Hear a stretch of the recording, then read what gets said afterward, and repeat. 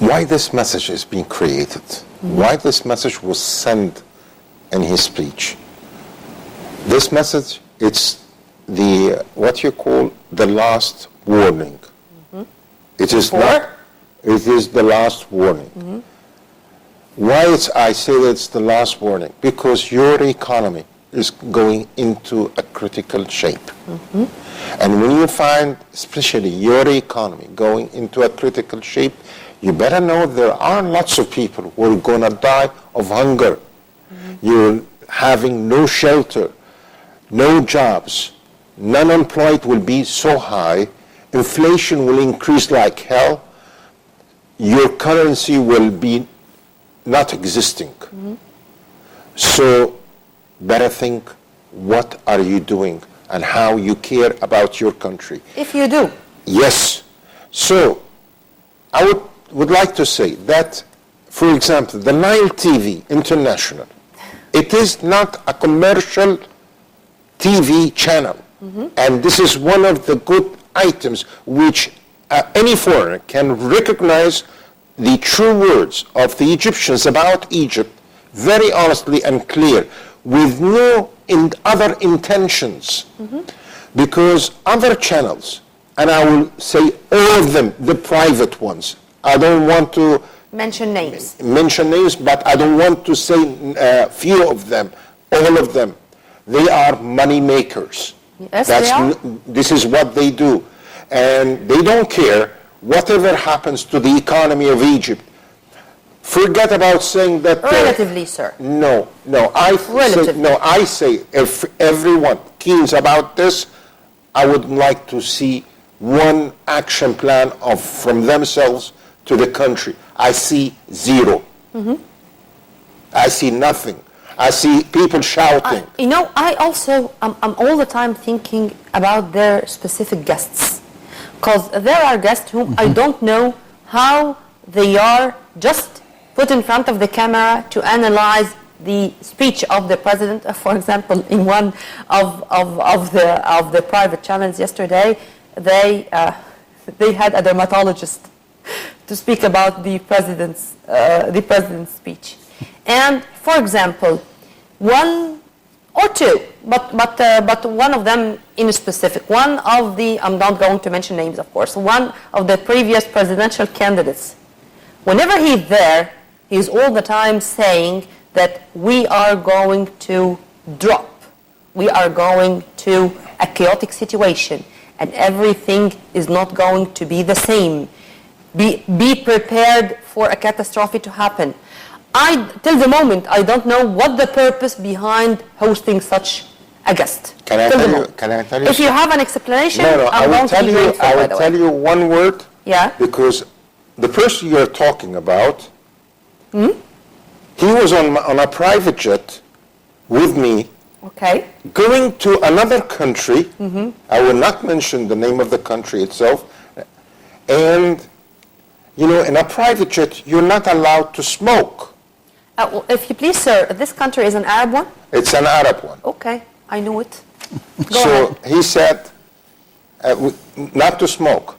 He said, the law of non-smoking counts on you only, not on me. Okay. So let him be quiet, because I don't like his way. He doesn't have even a clue what he's saying.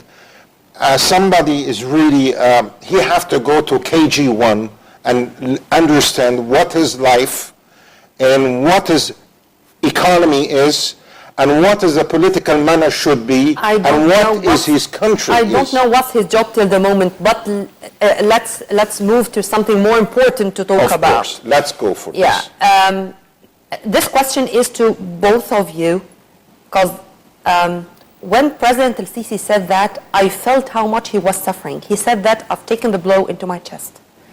And he said that the chaos or the disputes behind this issue came to isolate Egypt. And if we are, because they did not know how to destroy us and how to destroy our army, so they have tried to incite, to ignite strife and to isolate Egypt. Is this another message, in your opinion first, Dr. Ghazawy? Of course, this is one of the important messages. We have to understand that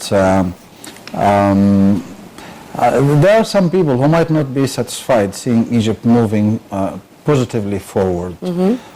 But I don't want always to blame the conspiracy. And that's why We're all the time being accused of the conspiracy theory, by the way, but no problem. Yeah, I mean, yeah, okay. Let us stop blaming others. Let us stop viewing into ourselves, our commitments as a society, as individuals, as media, as civil society organs, as government officials, as parliament as well. We need today to review all our responsibilities, and we have to review it in light of this critical conditions that we go through. And if we don't do this today, we are neglecting a very crucial factor of positive change, which is we need to have a vision, one vision. The individual in the streets see the same vision as a president, as the parliament member, as the civil society member, as a government If you permit me, sir, this is not going to take place on the ground except if we are as a country of institutions. This is going to take some time, but because it's not about the one. You know why it's difficult. It's about the where the institution is running. You know why it is difficult so far? Yeah. Because we don't have this wave movement mechanism. We don't do things collectively. We do it separately. The media is just singing their own songs and their own lines, and the government is just struggling, and nobody knows what they are doing in the right time and the right place. And the individuals in the streets, they have a lot of aspirations, and there is no such a mechanism that collect all of that together to have this vision and work together. We should start with media. Media has very influential role in aligning people in one strong front to understand what the problems that we are suffering today. Individuals, a lot of people probably may not understand what Dr. Hussein just said about national security threats, about what happens in Libya and Syria and Yemen. We are going to the national security issue. We are going to refer to it. Everyone should feel it. But I'd like to hear from Dr. Hussein once again about this issue in specific. If Egypt is isolated, or if this target, this aim by many, unfortunately, of the big powers who wanted Egypt just to be isolated and not to move forward, how President al-Sisi tackled this point, and when he said so, what message he was sending? When a doctor is in the operation and he has an open heart surgery, I would like to everyone to shut up his mouth. And I would like them to just be quiet, because this is a heart and that's a doctor, and he is fixing this patient and trying to pick him up and make him alive. This is the exact words I would like to say to them. He sent it to them. Guys, let's help each other. Dr. Ghazawy said one simple thing. It's a harmony. It's a message of all should gather together. What happened in Brussels, Belgium, all of them, they were united with the government, with everybody. Come on, guys, wake up. Until what time we will always tackle our government, our president, our army, our police officers. Why is this? Why do you want to just, whenever you have a son, you tell him you are an idiot, you are an idiot, you are an idiot. This son will be an idiot.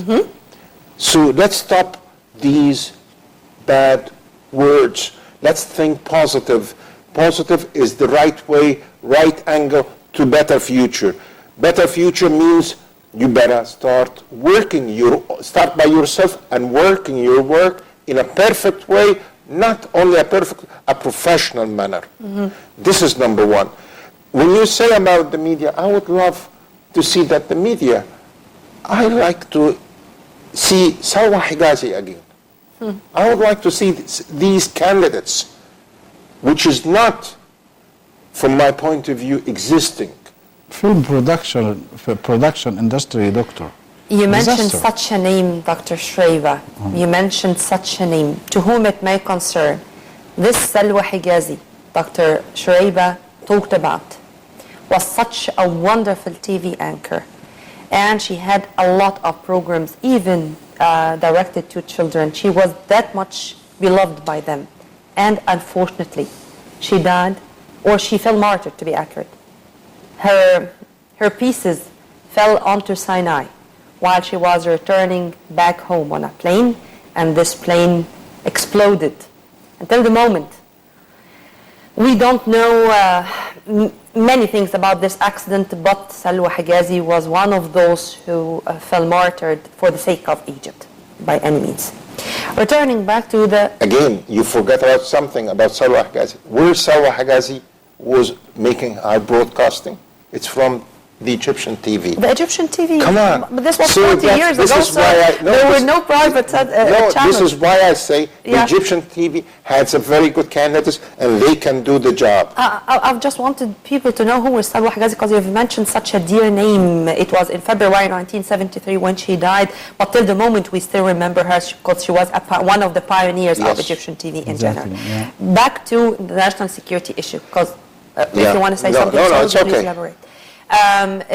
As we are mentioning the national security issue in specific, when President al-Sisi tackled this Tirar and Sanafir islands, he said that this issue started 8 months ago, and that whenever he occupied the presidency post, he asked about this issue, and he asked to know the details about this issue, and he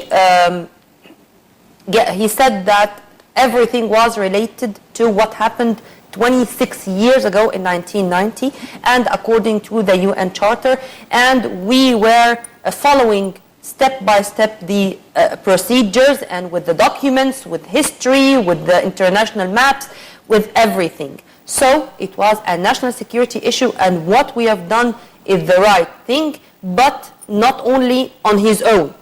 He referred to Dr. Mufid Shihab as one of the professors in this, who was even responsible for the one of those responsible for the negotiations of Taba.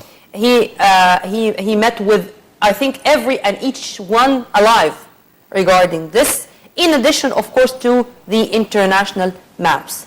Back to this word, national security. Is it fair to ask the president to speak in detail about a very I should say high-profile or top-secret national security issue to the community like that? Because I do remember one of the sentences made by President al-Sisi. He said it, these are things which I should not say on air, but I'm going to say it on air. This is, if you are one of his consultants or advisors, would you advise him to do so, or would you advise him not to repeat such a thing? Can I say something? And I'll ask you a question. Can we claim Sudan? Claim Sudan? Yes. Yes, because it about it was 60 years ago, yeah. yes, but now no. No, my dear. Can we claim the lands up to Ethiopia? Ethiopia, yes. Very good. No. Can we claim half of Libya? No, and this was another question, but okay. Can we claim Palestine and the southern part of it? No. Come on. The maps of the whole world have been changed various times. Mm-hmm. And we were being occupied by the French and by the British. Mm-hmm. And these maps is done by the guys who have occupied us. Mm-hmm. Okay? And if we want to go actually we go according to the basics rules. The difference between Saudi Arabia and Egypt is 12 miles. Mm-hmm. When you put and you draw half of this